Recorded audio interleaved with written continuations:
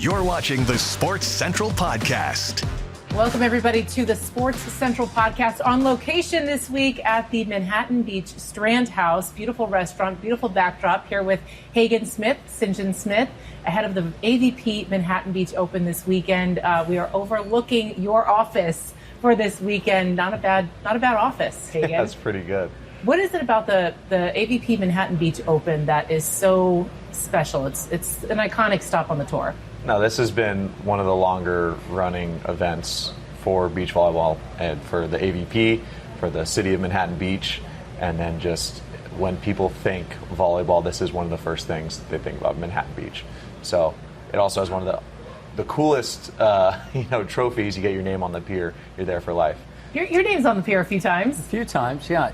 Back in the late 70s when I came down to play, this was the biggest event. Of all the events up and down, the events at that time, they were just up and down our coast. That's it, nowhere else in the country.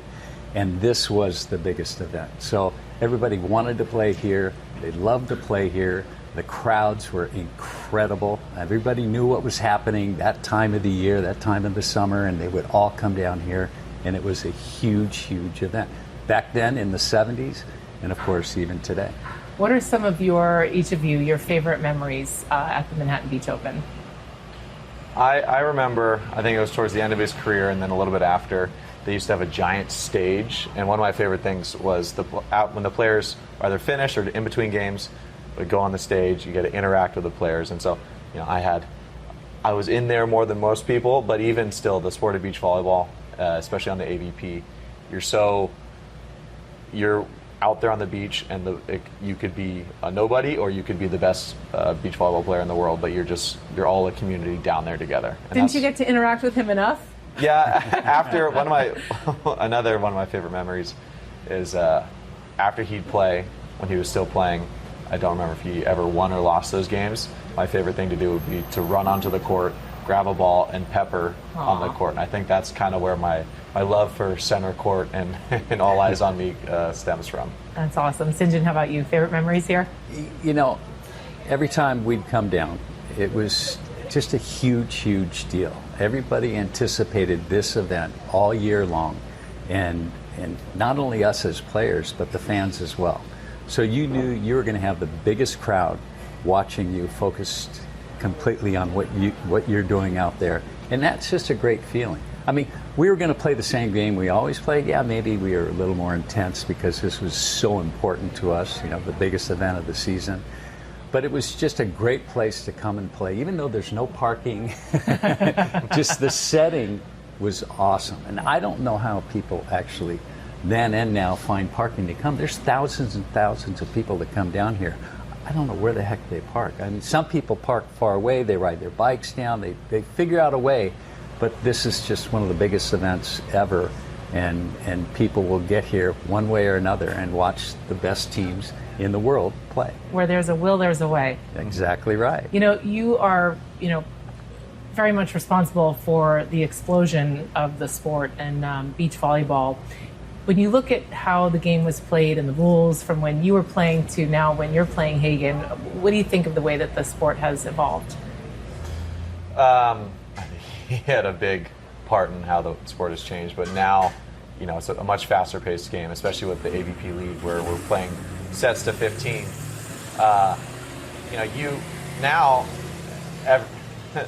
Now every point matters a little bit more because, you can go in his day you could side out back and forth. As long as you were siding out, you could play forever. I mean, he had matches, 4 or 5 hours sometimes? Maybe not that long, but really long. Or it gets longer every time he tells me. But now, you have to be on top of the game right away. And something that's been benefiting myself and my partner Logan Weber is we'll get on teams early in a lot of the league matches and stay on them and don't give them any leeway to build any momentum. And the game is much faster now. The court is smaller. The guys are taller and jump higher and a little bit stronger. We'd still beat them. Yeah, that's what they say. I think the big difference between when we were playing and the guys today, the skills are the same. Yeah, some of the players are bigger and stronger, but you still have to put the ball away on the court. And the court's actually smaller today, too, just a little bit. Mm-hmm. But But we were out on the court for sometimes 8 hours or more during the day. Today, they play one match, maybe two matches, depending upon if it's a league match or if it's an open tournament. You know, they may be out there at the most 4 hours during the day. Are you calling playing. him soft? Are you talking about tournaments or practice? It's not their fault. It's just people can't pay attention long enough to have the long games that we had It's back the then. attention span. And we were out there for a really long time. Our events were 2 days, so we could play, you had to jam in everything. 6 to 8 matches in a day. So different than what they're doing today. So we were a lot more playing in a shorter period of time. That's the biggest difference I see from today, from when we played. Well, when you said bigger and stronger, you flexed. Was that subconscious? Well, yeah, it's subconscious, conscious. He'll admit it. I mean, our games are similar, where I try to emulate as much as possible from him. But when it comes to body type and just how I play, we've been compared to, he would float like a butterfly across the sand, and I kind of bulldoze through, which I'm trying to be lighter in all aspects of my game. And yeah, I've found the weight room a little bit more than he did, so they would spend, their 8 hours on the beach playing all day. We'll do our 2 to 3 hour practice in the sand, and then we'll do our lifts and auxiliary prehab stuff. 50 years ago, we didn't lift weights. It wasn't a thing? It wasn't a thing. Yeah. What we would do to train, we'd play all day. Play all day long. And there was a little bit of weightlifting and stuff. Randy Stoklos looked like him back then, my partner. But he was a little taller. He was big and strong and an animal. Mm-hmm. And so the players, there were some bigger players back then, but now I think the biggest difference, they're taller. Many more taller players than there were back then. I like to think that I'm the combination of my dad and Randy in one player. Yeah? Yeah. What a partnership. Yeah. I mean, you're built like a linebacker. Did you ever think about playing football or another sport? No, he got in my head early that football, the repercussions later down the line aren't necessarily in my best interest. I did play tennis for a long time, and he was a big proponent for me to keep playing tennis. And I was with a group where some of them are still playing professional now, and then I stopped off like right before high school. And he kind of burned me out, but I always this is true. I always wanted to play beach. I always wanted to play volleyball. So when it came time to make that decision and kind of specialize, because my sports growing up were baseball, tennis, and volleyball, all the same season in high school. I wanted to be like him. I wanted to follow in his footsteps, so I stuck with volleyball. Following in his footsteps, right? I mean, both playing indoor at UCLA, transitioning to beach. Obviously, your dad is legendary. Is there any pressure in that? Expectations? People throw the nepotism card at you sometimes. What have you had to deal with? I'll use the nepotism when I need to. There you go. But no, I'm trying to, blaze my own path. I've never felt like I've been in his shadow. I always feel like it's like a guiding light or just the best resource I could possibly have. If you just thinking about from a mentor standpoint, he is the best by far. He's from growing the game, from traveling the world, from his hours and hours spent training. There's no better person that I could have in my life to help me be where I am today than this guy right here, and he just happens to be my dad, even though we still have the father-son relationship where he may say some things and I'll come back and we'll butt heads and like, Dad, I don't believe you. There's the balance between Sinjin Smith, the volleyball player, and then Sinjin Smith, my dad. He eventually realizes you're always right. That's right. My frontal lobe is almost there. How often are you texting him after a match or during a match and telling him what you see? I've tried to stay out of his deal, all the way through, but I'll always want to know how he did, and whenever he asks, he'll always get help. So it's up to him to decide, when he wants me to contribute, and he doesn't have to tell me to stay away. I'll stay away, so he doesn't have to worry about that. But he does a good job watching, but not watching. Like when I want him there, he's in the front row. Like last year when we qualified for the AVP League, we had him in our box as our coach the whole time. And then if I'm kind of trying to feel myself out, he'll be, sometimes we'll probably be up here at Strand House watching games down in Manhattan. But no, my first message after every game, if I'm playing international or if it's a local event, come to him. What did you see? What could we do better? And the first thing he'll say 90% of the time is, you need to serve short more. It's funny, whenever I come onto the beach, even walking down the street, I swear to God, he knows I'm coming. And he'll see me. There's a sixth sense for sure. Is there? He'll see me 200 yards away. I'll see him look. I go, how did that happen? In the middle, not in the middle of a point, but getting set for the in between whistles, I'll just take a perfect glance, and there he is. Is that reassuring? Yeah, definitely. It's kind of, if he doesn't coach me during games, if he's not in the box, because he's not allowed to, but I can sometimes feel some of his thoughts about what to do, and it's usually something like serve short or mix it up, right? Who gets recognized more in the current climate around the beach volleyball scene? I'm still Sinjin Smith's son. I think I got it a couple times where they've told him that you're Hagen's dad. Yeah, but he's which is very cool.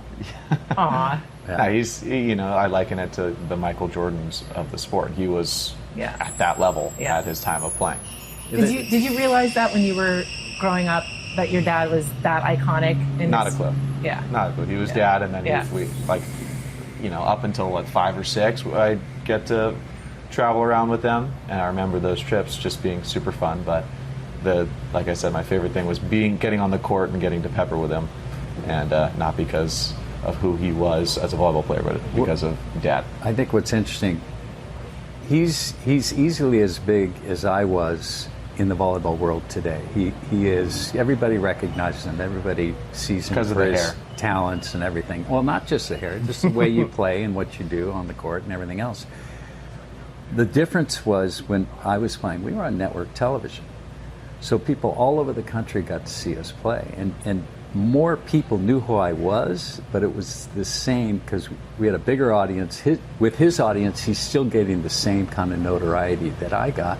It's just a smaller audience today, unfortunately, and hopefully that'll be growing with everything they're doing with the league and the other events. Yeah, being an athlete nowadays is, you got to be good at your sport, and then you also have to be good at marketing yourself in social media, and that's something that I'm always trying to look for more help with, and I'm hopefully I have a better team now that's going to help push some more social media stuff out that get eyeballs on me, which will get eyeballs on the sport, which gets eyeballs on me, and then it just grows like that. Social media can no doubt be an advantage for athletes these days. But you mentioned the hair, glorious, rivals my own. I don't know. Is it a hazard ever? Do you have to pull it back? Does it ever get in the way? I've a lot of people, usually women, ask how I play with my hair down, because I'll wear a hat. I can't go to the gym with my hair down. I can't imagine playing competitive beach volleyball. It's never been an issue for me. I take that back. The only time I know when I need to cut it is when it gets caught in my armpit back here. But it's something with how I tuck it behind the ears and I just let it fly, and it makes for some really good pictures. Yeah, right. What are some of the unforeseen hazards of playing beach? You mentioned 8 hours you'd be playing. What are some of the things that happen down there that maybe the spectators don't realize? Show them your feet. No free foot pics.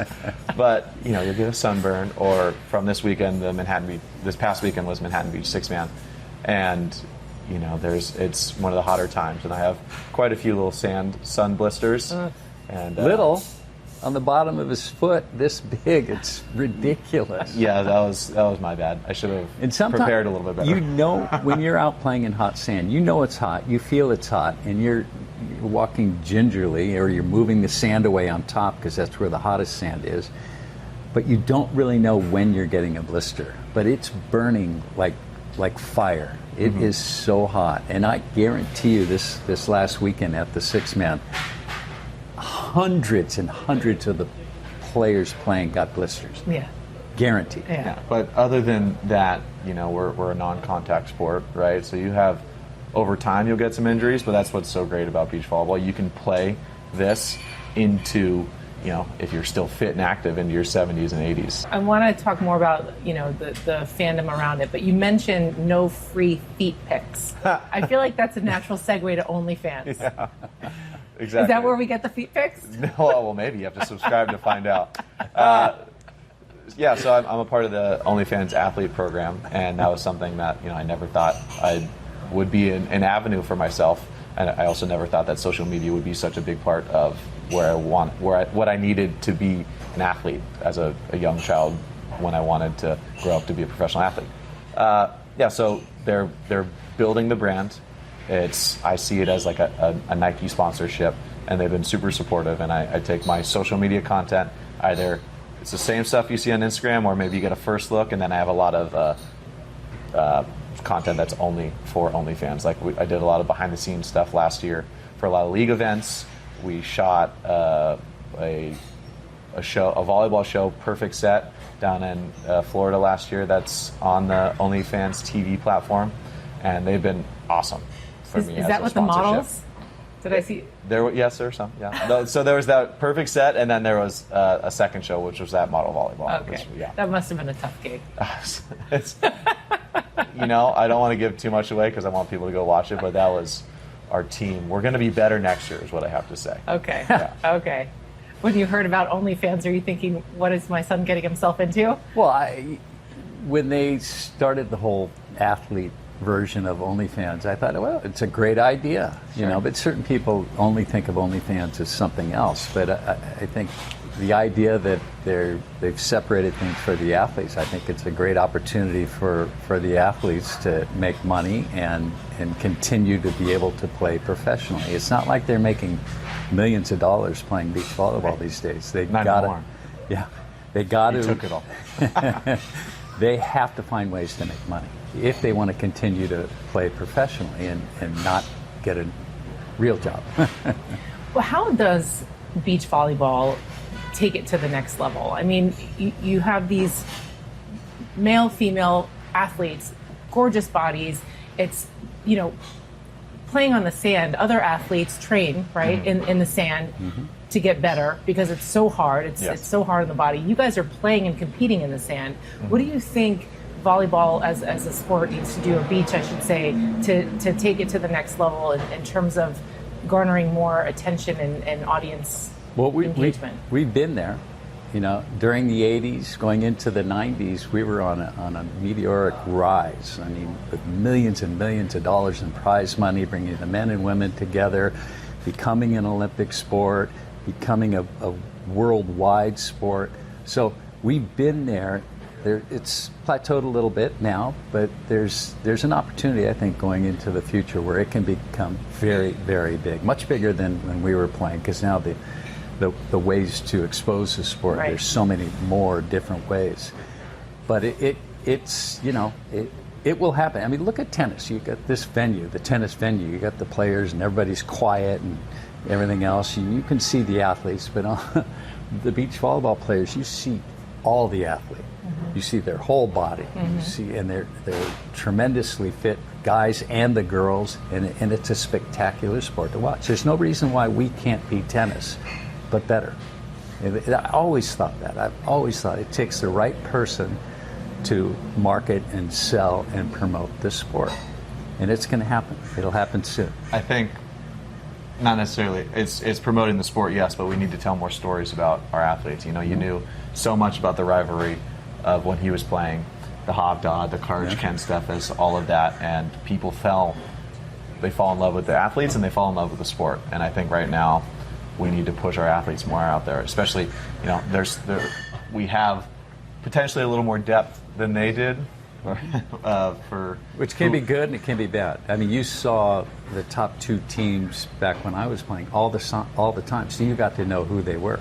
Now, because it's kind of spread out the talent, you see different people all the time, and it's hard for the fans to really get behind somebody if they don't know who they are. Right. So you're saying I have to do better to be more in front of people? Yes, okay, yes. That's fair. Yeah, but we the struggle right now is a little bit more than it was back then, and I think if we can tell that story and get people to, buy into what we're doing, just as people and the plight of as a normal person, and then see what our job is and how unbelievable beach volleyball is the party scene, the athleticism, the sexy beach bodies, the sun's coming out for us now. It's just it's the best venue to go watch a sport, and then seeing that sport be how